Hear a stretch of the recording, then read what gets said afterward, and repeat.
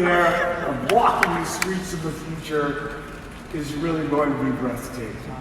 You're breathtaking!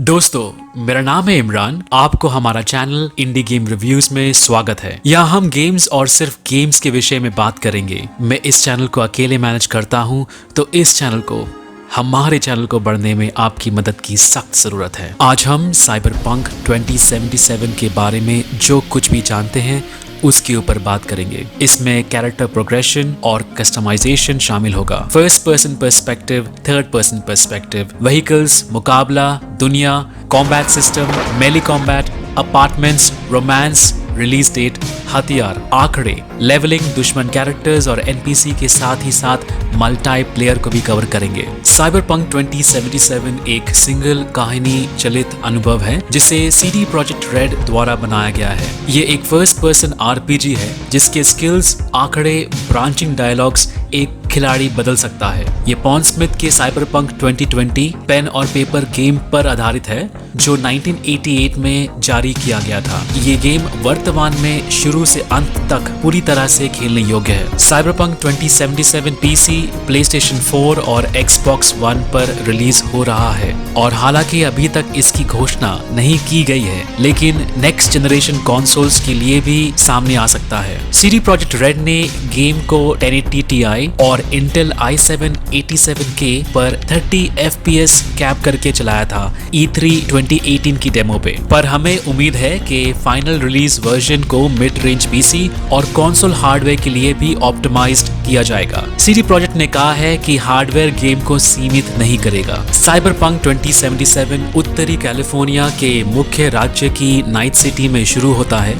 Cyberpunk की दुनिया में हम एक पूरा दिन और रात का साइकिल चक्र देखेंगे। ये पिछले कैलिफोर्निया के दर्शाई साइबरपंक गेम से अलग है जो कि ज्यादातर अंधेरे और बारिश में दर्शाया गया था। पॉन स्मिथ की साइबरपंक की ओरिजिनल टाइमलाइन के इवेंट को CD प्रोजेक्ट रेड ने बदला है ताकि उनके विजन के मुताबिक इवेंट्स को फिट किया जा सके। इसका मतलब है कि नाइट सिटी का इतिहास और ज्ञान इधर उधर हो सकता है। नाइट सिटी को 6 जिलों में बांटा गया है। सिटी सेंटर एक घना कमर्शियल सेंटर है जिसको mega corporation, cluster of neon and Quint essence of luxury भी कहते हैं। ये कॉर्पो प्लाजा में मौजूद है। उसके बाद वॉटसन है जहाँ गेम प्ले डेमो काफी हद तक होता है। वॉटसन में काफी इमिग्रेंट्स हैं और एशियाई बाजारों का एक सम्मेलन भी है। वॉटसन आरासाका वाटर फ्रंट और लिटिल चाइना सब सेक्टर्स के करीब है। इसके बाद जापान टाउन है। टूरिस्ट को जापान टाउन काफी पसंद है और यहाँ पे नाइट सिटी के सबसे धनी लोग रहते हैं। हेवुड में ज्यादातर लटीनो आबादी है। हालांकि ये बढ़ती हुई गैंग समस्या से पीड़ित है। ये शहर का सेंट्रल लोकेशन है और कॉर्पोरेट जोन से घिरा हुआ स्थान है। सैंटो डोमिंगो का इंडस्ट्रियल क्षेत्र भी यहाँ मौजूद है। पैसिफिका मैप का अंतिम भाग है जिसे नीचे दक्षिणी पश्चिम की ओर लाल रेल लाइन के द्वारा दर्शाया गया है। ये साइबरपंक 2077 की समय रेखा के मुताबिक कॉम्बैट जोन है जिसमें संपूर्ण अधर्म, अत्यधिक गरीबी और गैंग वायलेंस या गृह हिंसा का क्षेत्र है। साइबरपंक 2077 द विचर के थर्ड पर्सन पर्सपेक्टिव से हटते हुए फर्स्ट पर्सन पर्सपेक्टिव को हाथ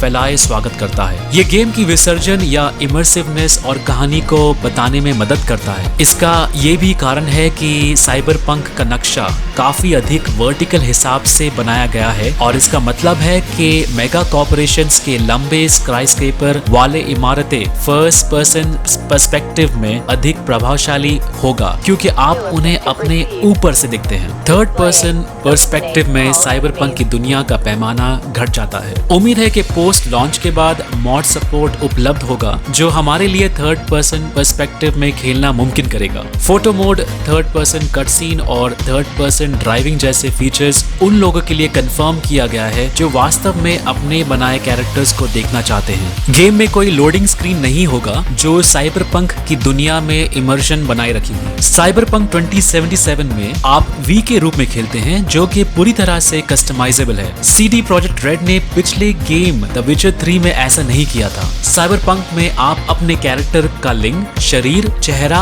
बाल, टैटू और कपड़े को भी कस्टमाइज कर सकेंगे। अपने चरित्र का पहला और अंतिम नाम दे पाएंगे, जिसका अर्थ है कि वी केवल प्री रिलीज उद्देश्यों के लिए एक सरनेम था। आपकी बैक स्टोरी भी कस्टमाइजेबल योग्य होगी और मेन कहानी रेखा में आपके साथ जो कुछ भी होता है उस पर निर्भर होगा। कोई स्पेसिफिक क्लास सिस्टम नहीं होगा और आप अपने हिसाब से जो भी क्लास पसंद करें उसमें आप अपना चरित्र निभा सकते हैं। 3 प्रकार के क्लास सिस्टम हैं: नेट रनर, टेकी और solo class. Net runner hackers हैं। ये क्लास स्टेल्थ और असैसिनेशन पर फोकस्ड है। आप अपने दुश्मनों के नेटवर्क को अपने वेपन लिंक और साइबरवेयर को फोकस करके हैक कर सकते हैं। टेकीज साइबरपंक दुनिया के जादूगर हैं, जो चीजों और यंत्रों को मॉडिफाई करने की क्षमता रखते हैं। सोलो क्लास में काफी रॉ फायर पावर होती है। इसमें आप जबरदस्त रफ्तार या हैवी वेपनरी पर फोकस कर सकते हैं। साइबरनेटिक्स इंस्टॉल करके आप अपने कैरेक्टर प्रोग्रेशन को कंट्रोल कर सकते हैं। आप strength, constitution, intelligence, reflexes,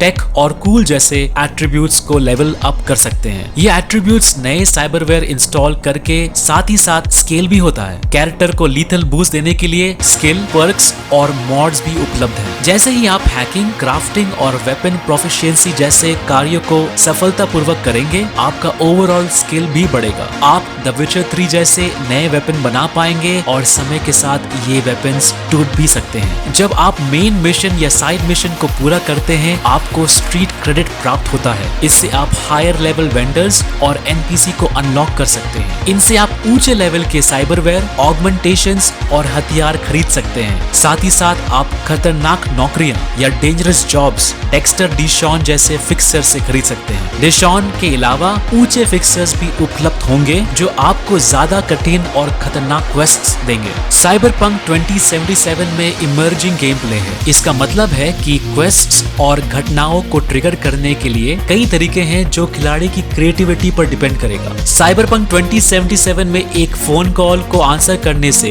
text message check करने से, शॉपिंग करते वक्त या गैंग मेंबर्स पर ईव्सड्रॉपिंग के वक्त आप क्वेस्ट या मिशन को ट्रिगर कर सकते हैं। गेम में सेल फोन या इंटरक्रेनियल साइबरवेयर द्वारा क्वेस्ट प्राप्त की जा सकती है और इन साइड क्वेस्ट का मेन क्वेस्ट लाइन पर प्रभाव पड़ सकता है। साइबरपंक 2077 में हम super cars, super bikes, motorcycles और यहाँ तक उड़ने वाली एरोडाइन्स को देखेंगे। Heavily armoured military cruiser vehicles भी दिखाई देंगी। इसमें Akira style super bikes, police और कॉर्पोरेट एरोडाइन्स और ACPA जो आर्मर्ड मैक सूट्स है यहाँ होंगे। गाड़ियां डिस्ट्रक्टिव होंगी और काफी देर तक नुकसान उठाने से ये एक्सप्लोड भी हो सकते हैं। CD प्रोजेक्ट रेड ने कहा है कि गेम में काफी कम्प्लेक्स प्लेन्स, बाइक्स और रोबोट्स होंगे जो भविष्य की चू-टू फ्यूल पे चलेंगे। ये पेट्रोकेम नामक मेगा कॉर्पोरेशंस द्वारा प्रोड्यूस किया जाएगा। हम जानते हैं कि साइबरपंक के व्हीकल्स में उच्च तकनीक वाले टेक्निक होंगे, जैसे कि मरीजों को स्थिर करने के लिए वार्ड ट्रॉमा टीम, जिनको AV पर मोबाइल साइरो टैंकों में देखा जाएगा। बातचीत और डायलॉग फ्लूइड होगा और NPCs आपको अलग अलग तरीकों से जवाब देंगे। ये निर्भर करता है कि आप किस तरफ देख रहे हैं चलते हुए, आपने क्या कपड़ा पहना है और अगर बातचीत के दौरान इन्हें आप इंटरप्ट करते हो या नहीं। आपके पास अपने प्रतिक्रियाओं के लिए कई चॉइसेस और कई लक्ष्य हैं। कुछ डायलॉग्स को शुरू करने के लिए साइबरवेयर की जरूरत हो सकती है। आपको एक ट्रांसलेटर साइबरवेयर की जरूरत पड़ेगी जो अंग्रेजी नहीं बोलते हैं उनके साथ बातचीत करने के लिए। नाइट सिटी में इमिग्रेंट्स की मात्रा और डाइवर्सिटी के कारण ये एक बड़ा हिस्सा निभा सकता है। साइबरपंक 2077 रिश्ते में महत्वपूर्ण है। आप एक लंबे समय तक रिश्ता निभा सकते हैं या वन नाइट स्टैंड को भी अपना सकते हैं। आपका कैरेक्टर बाइसेक्सुअल, गे या लेस्बियन हो सकता है। आपकी रिलेशनशिप्स आपके सेक्सुअल ओरिएंटेशन पर निर्भर करेगा। आपके रिलेशनशिप्स कहानी का रुख भी मोड़ सकता है। गेम में फ्रंटल न्यूडिटी मौजूद है। साथ ही साथ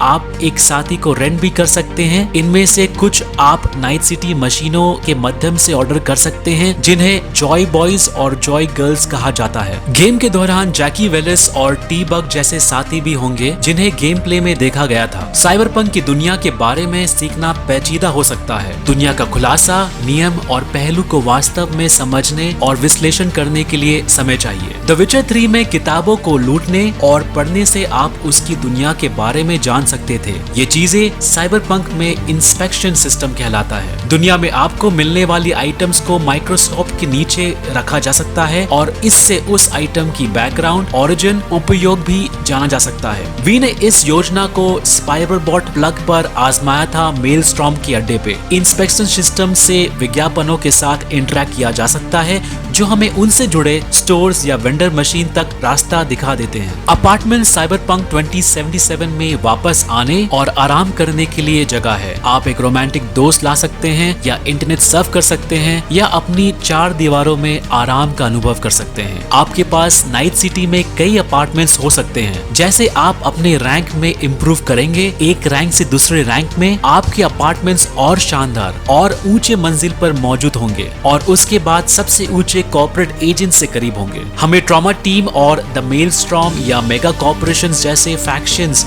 या गिरोह में शामिल होने की अनुमति नहीं दी जाएगी और हमें ट्रॉमा टीम की मृत्यु के बाद की पुनर्जन्म या रिवाइवल के तरीके को उपयोग नहीं कर पाएंगे। फैक्शंस के लिए कोई रेपुटेशन या प्रेस्टीज सिस्टम भी नहीं होगा। आपके रेपुटेशन या प्रतिष्ठा को एक सामान्य क्रेडिट द्वारा मापा जाएगा। स्ट्रीट क्रेडिट आप मिशंस और क्वेस्ट करके बढ़ा सकते हैं। हथियार साइबरपंक में काफी वैरायटीज में आएंगे, जैसे स्मार्ट वेपन्स, टेक वेपन्स और यहाँ तक मेले वेपन्स जैसे कटानास और मैंटिस ब्लेड्स। हथियारों में ऑल्टरनेट फायरिंग मोड्स भी रहेगा और आप किसी भी हथियार को मॉड करके उन्हें स्मार्ट, टेक या पावर वेपन्स में बदल सकते हैं। वेपन्स का अनोखापन रंग और स्टार सिस्टम पर आधारित है। हरा रंग आम या कॉमन होता है और पर्पल या बैगनी रंग एपिक होता है। आम वेपन्स पे 2 आउट ऑफ 5 स्टार्स होते हैं और एपिक वेपन्स पे 4 आउट ऑफ 5 स्टार्स होते हैं। मेली वेपन्स को मॉड से मॉडिफाई भी कर सकते हैं। गेम्सकॉन 2018 साइबरपंक डेमो में हमने एक कटाना या तलवार देखा था जो एक बुलेट डिफ्लेक्टिंग शील्ड भी था। वेपन स्किन्स के लिए वर्तमान में कोई योजना नहीं है। अगर आपको ऐसा लगता है कि गेम में इमर्जन कम है तो आप डैमेज हर्ट के आंकड़े को डिसेबल कर सकते हैं। गेम में एम्पुटेशन एक जरूरी फीचर है और आप दुश्मनों को इससे घायल कर सकते हैं। आप लीथल और नॉन लीथल टेक डाउन्स भी कर सकते हैं, जिसका मतलब है कि आप दुश्मनों को कवच के रूप में इस्तेमाल कर सकते हैं। हम डेमो के दौरान जैकी को पिस्तौल ड्यूल विल्डिंग करता देख सकते हैं। ये हमें भी गेम में ड्यूल विल्डिंग करने का संकेत देता है। जब हम वेपन को नजदीकी से निशाना लगाते हैं कवर के साइड से, आपका क्रॉस हेयर एमर कवर से घूमते हुए जाता है ताकि आपको ज्यादा लीन करना या निशाना लगाने की जरूरत नहीं है। कवर सिस्टम स्टिकी नहीं है। इसका मतलब है कि आपको कवर के दौरान खुली आजादी होगी मूवमेंट और टैक्टिकल अप्रोच के लिए। गेम में डिस्ट्रक्टिव एनवायरनमेंट्स होंगे पर इनकी डिस्ट्रक्शन हवा के ऊपरी हिस्सों में सीमित होगी। साइबरवेयर गेम का एक मूल्य फीचर होगा। आप गेम को कुछ बुनियादी साइबरवेयर के बिना खेल ना पाएंगे। न्यूरल प्रोसेसर गेम के काफी काम जैसे रिफ्लेक्स बूस्टर्स, व्हीकल और वेपन लिंक के हैकिंग में जरूरत पड़ेगा।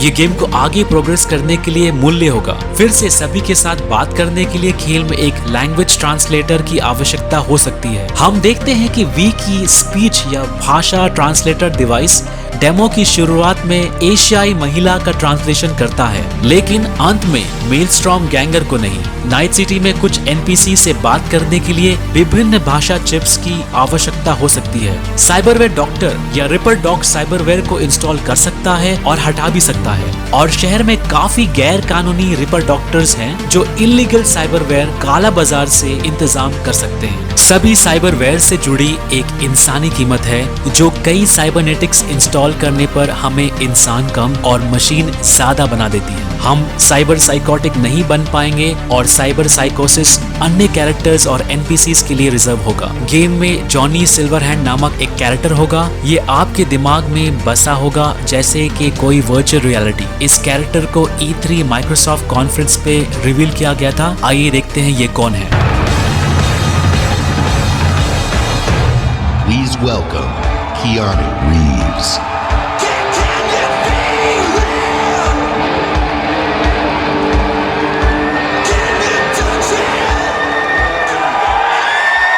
How's it going?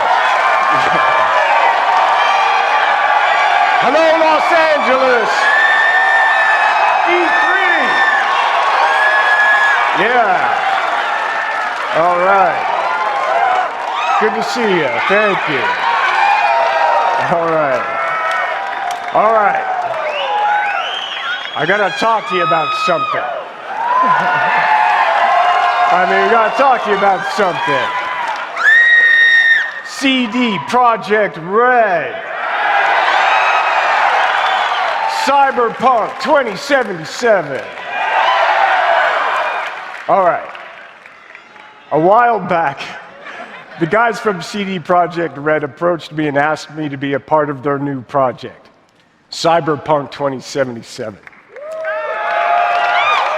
They were going on and on about how they'd create this vast open world with a branching storyline, how you'd be able to customize your character through in-game choices. And it's not something I knew before, but I was excited by. And I'm always drawn to fascinating stories. Cyberpunk is set in a metropolis of the future, where body modification has become an obsession. You play as an outlaw, an enhanced mercenary working in the sleazy underbelly of the city. Yeah. Okay, but let me tell you, the feeling of being there, of walking the streets of the future, is really going to be breathtaking. You're breathtaking. You're all breathtaking. All right. So, I guess I gotta finish this, so tell me. Do you guys want to know when the release date? Yeah. All right. Then check this out. Ready now? Whoa, hey, easy. Mr. Hand sent me. Am I right for the job? Okay, I'm in. Few have gone through to the other side. Let's do this.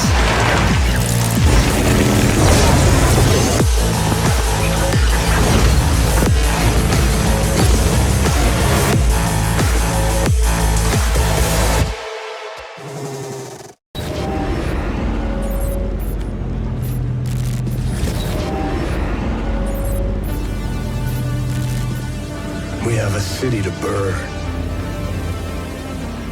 I'm kind of a guide, but I'm also, you have to do something, but Johnny wants to do something too.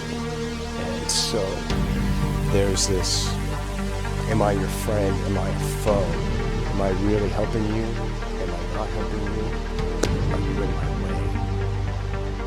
अगर आप काफी दफा ripper डॉक्टरों से service लेते हैं तो वो वफादारी या लॉयल्टी डिस्काउंट्स लागू कर सकता है। इसी तरह से जैसे काफी दफा किसी रेस्टोरेंट में रेगुलर कस्टमर होने से आपको मुफ्त की कॉफी या भोजन मिल सकता है। ये स्क्रीन पे देखें, ऐसा लगता है कि वी 2 बार रिपर डॉक्टर्स का दौरा कर चुका है। अगर 6 दफा और सर्विस लिया गया तो वी को बढ़ती हुई डिस्काउंट या मुफ्त अपग्रेड भी मिल सकता है। नेट साइबरपंक दुनिया का एक विशाल सेक्शन है जो आपको वेब को तहस नहस करने और दुश्मनी नेट रनर्स और हैकर्स के साथ मिलकर नाइट सिटी के सबसे गहरे अंधेरे रहस्य को खोजना या उनकी रक्षा करने की अनुमति देगा। नेट को एक्सेस करने के लिए इंटरफेस प्लग्स और नेट रनर कुर्सी चाहिए। नेट की दुनिया वास्तविक दुनिया का रिफ्लेक्शन है। आप इसमें मलिशियस प्रोग्राम्स, आइकॉन्स और कॉर्पोरेट रहस्य ढूंढ सकते हैं। ये feature original source book cyberpunk 2020 Tron aesthetic के ऊपर आधारित होगा। साइबरपंक का संगीत मार्सिन प्राइबोलोविक्स, ब्रायन मैंटिया और मेलिसा रीस द्वारा कंपोज किया जाएगा। ये लोग गन्स एंड रोजेस और इनफेमस सेकंड सन की साउंड ट्रैक से जुड़े हुए हैं। मार्सिन ने एपिक विचर 3 साउंड ट्रैक पर भी काम किया है और इन तीनों को साइबरपंक की संगीत रचना का काम सौंपा गया है। फिलहाल मल्टीप्लेयर रिसर्च और डेवलपमेंट में है। हालांकि सोशल हब्स पे हिंट किया जाता है नाइट सिटी बार्स में मिनी गेमों का होने पर। ये गेम्स वैंकूवर बेस्ड और आउटसोर्स्ड डिजिटल स्केप्स द्वारा डेवलप किया गया है। इन लोगों ने डाइंग लाइट में ज़ॉम्बी मोड का डेवलपमेंट किया था। सोशल हब सभी प्लेयर्स के लिए एक ब्रिज की तरह काम करेगा। आप अपने कैरेक्टर्स को दिखाने के साथ साथ दोस्तों या दुश्मनों के खिलाफ मिनी गेम भी खेल सकते हैं। साइबरपंक 2077 में पॉलिटिकल और फिलोसॉफिकल थीम्स रहेंगे जो घोस्ट इन द शेल और ब्लेड रनर से प्रभावित है। उसी समय साइबरपंक रोबोकॉप और फिफ्थ एलिमेंट फिल्मों की तरह एक्शन पैक्ड और दमदार भी रहेगा। ये था साइबरपंक 2077 के ऊपर एक in depth coverage indie game reviews की ओर से। दोस्तों, अगर आपको मेरा कंटेंट पसंद आया है तो प्लीज वीडियो को लाइक करें और चैनल को सब्सक्राइब करें। आपका फीडबैक कमेंट सेक्शन पे प्लीज मेंशन कीजिए ताकि मैं और आप मिलके इस चैनल को और बेहतर बना सके। आपको आपका दोस्त इमरान की तरफ से नमस्ते, सत श्री अकाल, खुशामदीन और ये प्रार्थना करता हूँ कि आपका दिन सफल हो और दोस्तों सपने देखना ना छोड़ें।